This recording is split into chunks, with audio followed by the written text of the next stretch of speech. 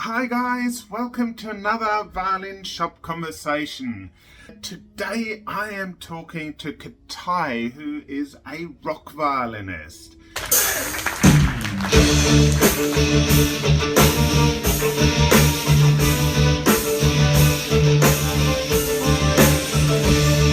He's a really amazing and interesting guy.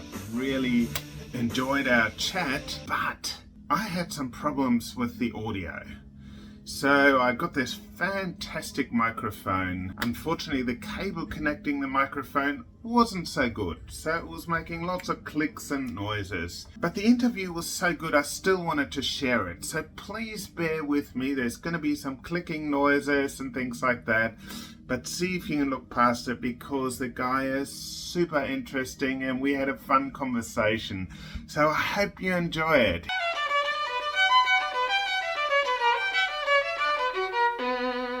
Come on in. How you doing? How you going? Good to see you again. You too. Nice. I've got your bow here. Excellent. Thank you so It's much. all rehead. You like shred it. I do. You shred your bow I do. so fast. Yeah, you can see how much I showed this one too, doesn't it? Look at that. It's less than half. Okay, hang on. Let's have a look at this. Look at this. How long ago did I rehear that? Oh, I can't remember. A few months ago, probably. Yeah. Yeah, this is great. Awesome. Anyway, seeing that you're here, I Yes. thought I might ask you a few questions. Nice. Let's do that. Let's do that. Awesome. First of all, just a little bit about yourself. Yep. So what do you do at the moment? Like, how do you play violin? Okay, so I grew up in Brisbane. Yep. I studied. I started the violin when I was in Japan, where I was born. Oh, wow. But I continued when I moved here when I was 10, and I went to the Stoliarski School of Music in West End when I started. Yes, I remember And then, that well. continued on, and I did music all through my life, all through school life. And I went to the conservatorium. I did a Bachelor of Classical Violin. Fantastic. And then after that, I did a postgrad on this new course that I created called the Contemporary Violin. And I studied with Mr. John Rogers. Oh, fantastic. And then, since then I was playing, classically as well, but then I crossed over to the dark side, we call it.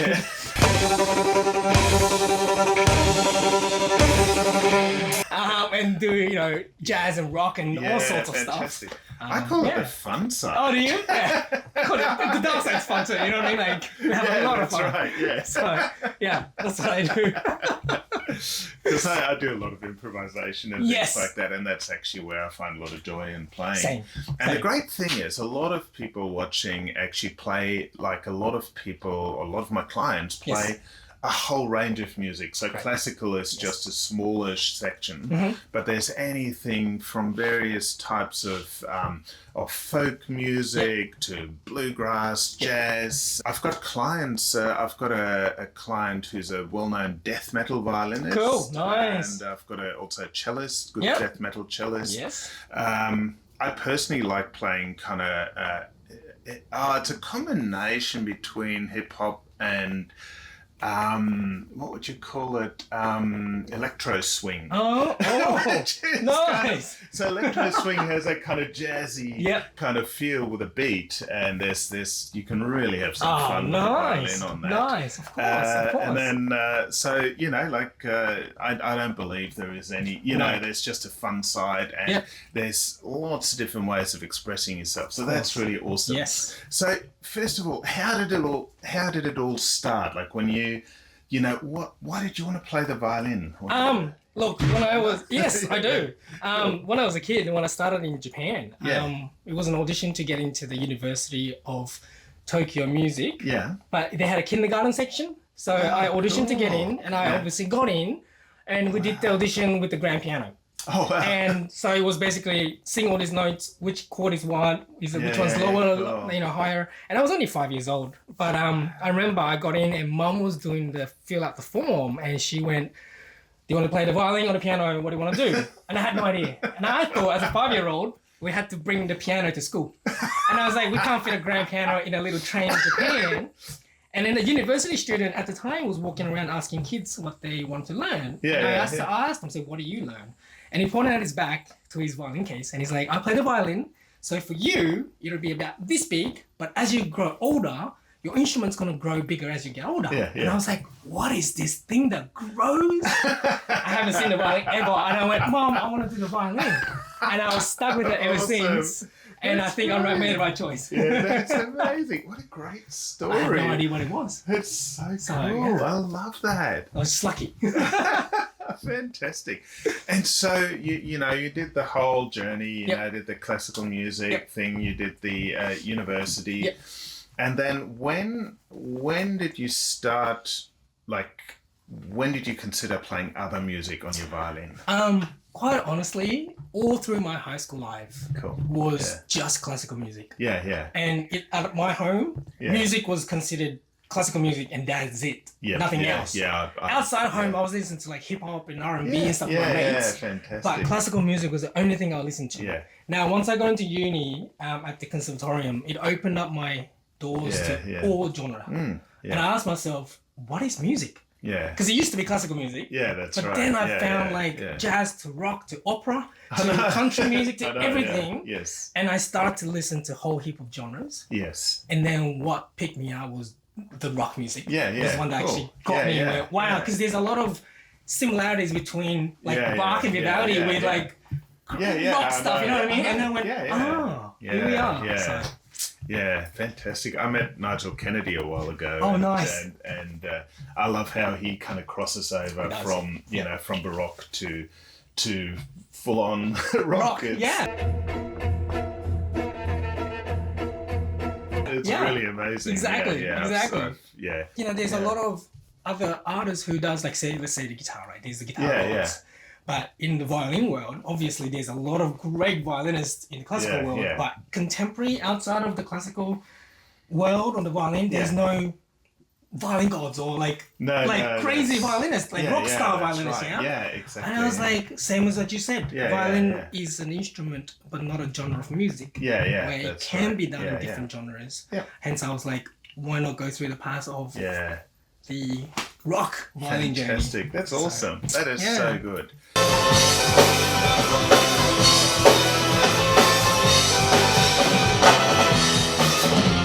So you some of the playing you do now is on cruise ships? That's right. Things like that? Yes. So that's amazing. Most of my shows now is on cruise ships. I'm usually booked out a year and a half advance. Amazing. Which is fun. Travel the world and do what I do.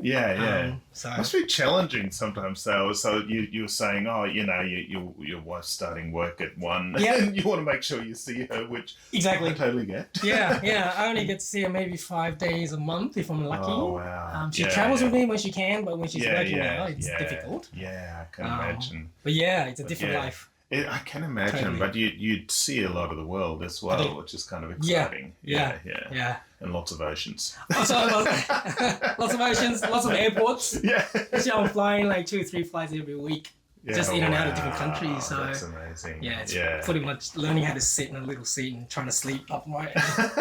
I feel like I'm on tour. That's what it is. That's it. You're on tour. That's right. Oh, fantastic. So one of the things, music connects people in a way. Correct. And how have you found, what kind of ways have you found to really connect with your audience? Like we were talking before, I feel like nowadays social media has become a huge thing. It could be a bad thing, but it also could be a good thing. And it works well for us musicians who are trying to create content or trying to get in touch with the audience that way. But, I still believe live music is where people connect. Oh, I agree. Especially after that 3 years of COVID. You with no live. really believe it. Exactly, people want to be there to see, to feel.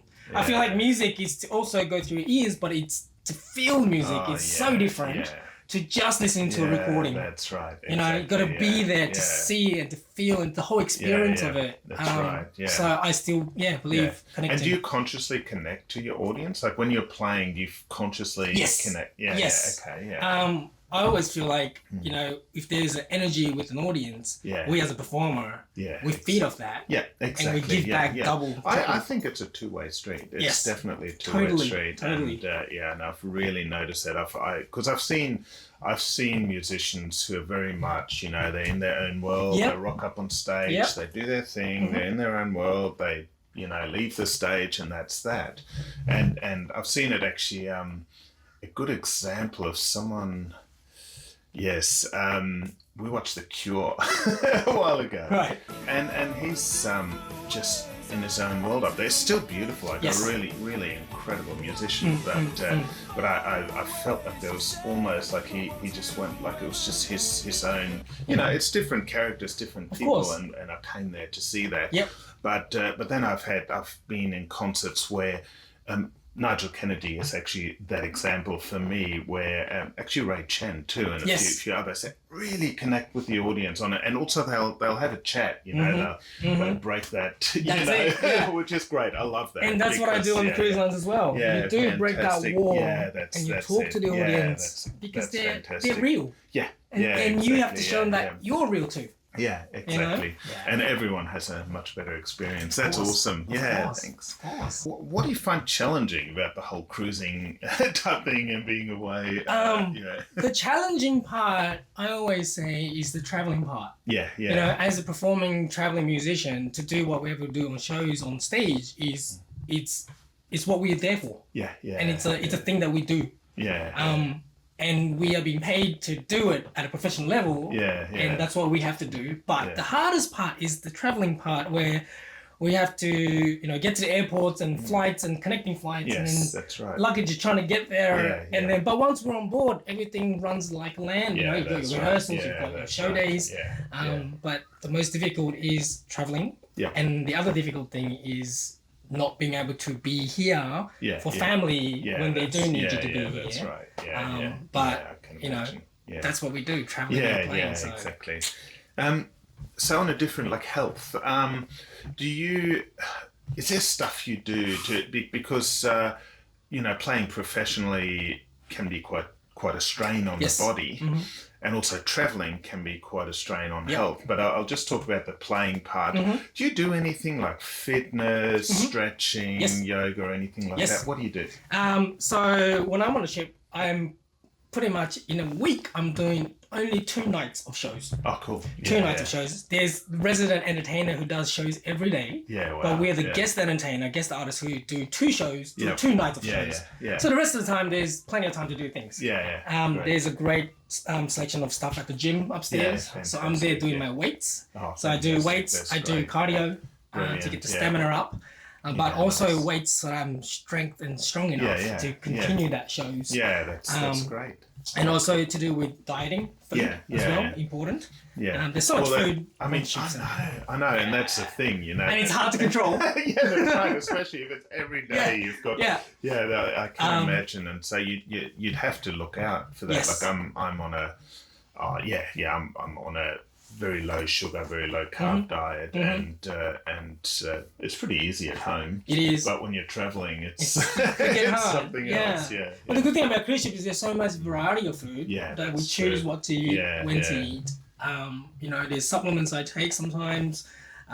You know, resting when you can. As a musician, especially classical violinists, we learn at a young age to constantly practice. And it's important to do that at a young age and just get the fundamentals. But as we get older, I found like resting is also important. It is so important rather than just you know. That's right. I mean, Heifetz had a big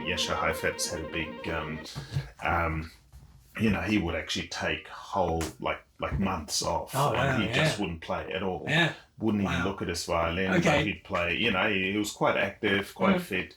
And then he'd get out his violin and he'd start this routine, and it'd start very slowly, you know, like start with scales and very simple things and work his way back into his full level of playing. So it's quite amazing. It is. I think it's important that younger musicians understand that playing music and your instrument, it's also like sports too. Like mentally you need to rest it instead of constantly at it. And it's important to do that too, but you've got to give some time for the body to settle down and understand. And I've seen, for example, my kids, when, you know, they love it in school holidays or loved it in school holidays, I'd give them a week, 1 or 2 weeks off.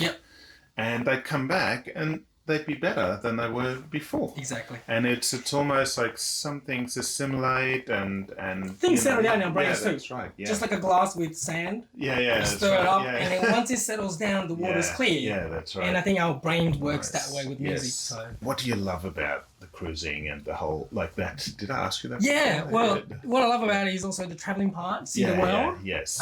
But also, people don't realize how professional the production is on the ships. Yeah. It's like doing a big theatre show on land, Yes. but it's at sea. So we get like a 7-piece or a 10-piece band, which I like the charts for, and then we do the shows, you know, with the stage, with lights and sound, production managers and the sound guys. Yeah. So it's basically doing a land show there. That's why I say it feels like touring, because every 2 days I'm performing, traveling different cities and then performing again. And you could imagine, I mean, especially with cruise companies, they'd have a very professional setup. Oh, I mean, they definitely. do this every day on I don't know how many cruise ships. Yeah. And they'd have to have a huge team. That's right. And I'm always amazed that, you know, you look at cruise ship, it can take this many guests and then, but it's got this many staff. Yeah. And it's like one staff member per, what is it, like 2 or 3? Yeah, that's it. Yeah, that's it. It's just incredible how many people are working on these ships. That's right. Yeah. That's right. So what advice would you give someone who started classically and are thinking of transitioning to the fun dark side?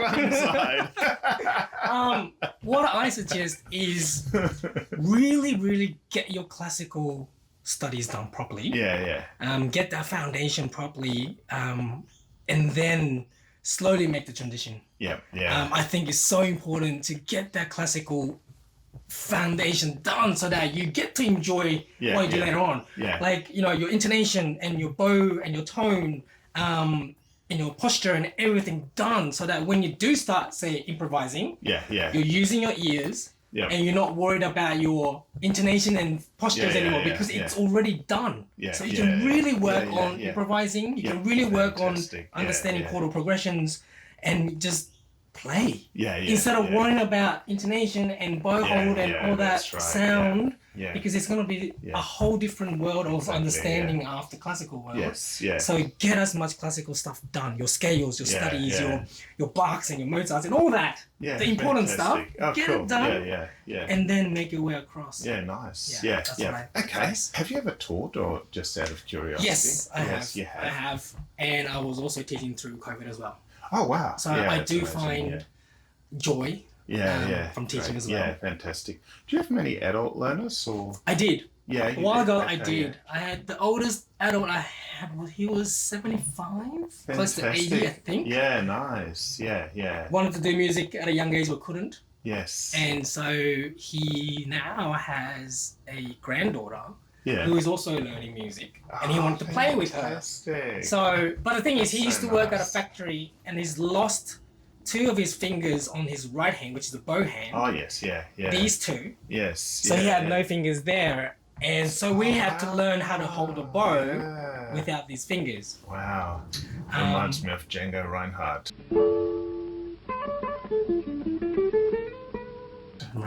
But it was his other hand. Yeah, that's how important our fingers are. You know what I mean? I know. But we, you know, we went through all that, and he'd learned, and within a few months, he was learning how to read music, and he was playing Twinkle Twinkle Little Star with his granddaughter. That's beautiful. It is great, you know. And the thing is, with kids, they learn faster, is because they don't really understand what's happening with their brains, but the body adapts things quickly. Yeah, that's But with right. adults, we know what's going on, that's but the body can't really do it. You know what I mean? So it's very different challenges. It is. Yeah, it's amazing. Okay. Yeah. Do you have any advice? Anything that you think you'd love to share with players? With players. Look, don't let anything stop you from playing. I like to always in my shows, I showcase the fact that the violin is an instrument, like I said before, not a genre. So you can do any sorts of genres. Violin. I know. Literally, the you know, it's beyond your imagination. You can do whatever you want. There's looping, there's hip hop and R&B, there's rock, there's hip hop, there's so much stuff, even jazz and you know. Yeah, I had the good fortune. I've got a friend who plays shakuhachi and another one who plays didgeridoo. Okay. And so the three of us had some jam sessions. Wow. And it was so special. Nice. Like, it sounded very zen. Cool. But it was really amazing. Like, Nice. It was Nice. And I actually got as much out of it as my audience did. It was like an experience. Cool. Yeah, Cool. yeah. Yeah. It was Basically, yeah, just that's great. like you said, experiment and try new things out. Yes. Because when I first went to the rock music stuff, there was no teachers that taught me how to use equipments like an amp or a effects pedal or loop pedals and stuff. Yeah. I had to really sit there for hours figuring it out and playing with the sound. Yeah. Oh yeah. What setup do you use? What pickup and stuff? Can we have a look? Yeah, of course. Yeah. I don't know this pickup because it's handmade from someone I forgot who already. Oh yes, yeah. But yeah. that's so it's a bridge pickup. Yeah, bridge pickup. Fantastic. Yes. Okay, It goes on fantastic. there. Yeah. And do you have any challenges sometimes, like any feedback, anything like that, or you with find this out, pickup, not really. That's awesome. But then you just got to understand a little bit about EQ and how to tell the sound person or the sound guys what to do, or else you do get a lot of feedbacks because it's a instrument with hollow, and also if it's too loud, too soft, you can't hear it. Exactly. You just got to think outside the box sometimes, you know? Yeah. You probably have to like sometimes think as a guitarist. Yeah. And then you got to think as an instrumentalist, like a violinist. That's it. But then you got to think like an audio guy and go, exactly. this is what we need to do, you know? I love your violin case. Thank you. How's it working for you? It's to me, I love it. To me, it actually tells a story as well. Yes. I love Star Wars. I've got Star Warsy stuff everywhere. Oh, nice. Here is all about like my life, what's important to me. Yeah. Obviously, my wife is there. My first release in Japan. My nieces, my friends. Yeah. Where I started everything is Tokyo. This is recent. I went to the Freddie Mercury Museum in Zanzibar where he was born. Cool. Yeah. So I got the tickets that I got from there. Fantastic. Which is pretty cool. Little case here, and I've got my shoulder rest. I've got plenty of rosin that I need. Always plenty of rosin. Bridge if I needed one. Cool. It's always good to have more rosin. Yes. And it goes into my case. Nice. And then on the lid, I have the stickers of where I've been and my love of my life, the anime stuff that I love so much. Cool. Fantastic. It's where I've been. I always look for stickers. Great. Yeah. So I don't forget them. They're such good, and they're nice compact cases too. Those band cases, it's within the size of the airplane regulations. Exactly. That's important. And it's been protecting my violin ever since. So fantastic. Can't live without it. Yeah, this case has been okay. I've had issues with on the plane sometimes they don't allow you to have two luggage anymore. Which is a post that I post out. I saw that. And there was a lady who was just like, then don't take two then. I'm like, well, I need my violin. Yes. And they weren't checking my laptop and batteries on the checking bag, so I need to carry that. You know? So I have an idea.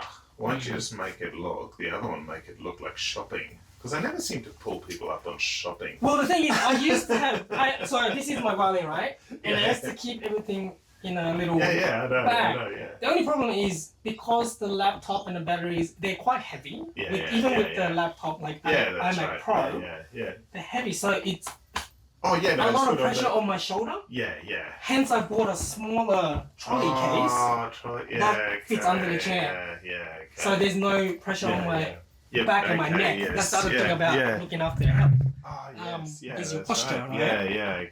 So there's cases like you can add, laptop in there and stuff. That's right. But then it's the weight on your back, and if you're constantly traveling and walking to airports and stuff, I feel like the less off your shoulder is much better. We might have to ask Mary Poppins where she got her bag from, just everything down there. The violin, That'd be so good. Just traveling back. Oh, violin's working. I'll be like, Olaf! Fix my bow! Here it is! Thanks, mate! I'm loving it. That's so good, man. I don't need to come back. I can ask you across the world. Thanks for the bow! Nice. Oh my gosh. Okay, well, thanks so much for chatting. Thank you for having me. It's always great. Always enjoy having you. Like, you always bring a nice energy into the shop. So Appreciate it. It's a great place. I love it. Okay, guys, thanks so much for watching. I hope you enjoyed it. Wasn't it worth it? What an amazing guy. We had a lot of fun in the conversation, and isn't it amazing? He just shreds his bow so fast. I'm experimenting with some synthetic hair for him at the moment to see if we can make his bow hair last a bit longer. Anyway, if you liked the video, hit the like button. Again, sorry about the audio, it was a real challenge, but I just wanted to get this video out. I didn't want to have to invite him in again, when he's in Australia and do the interview again.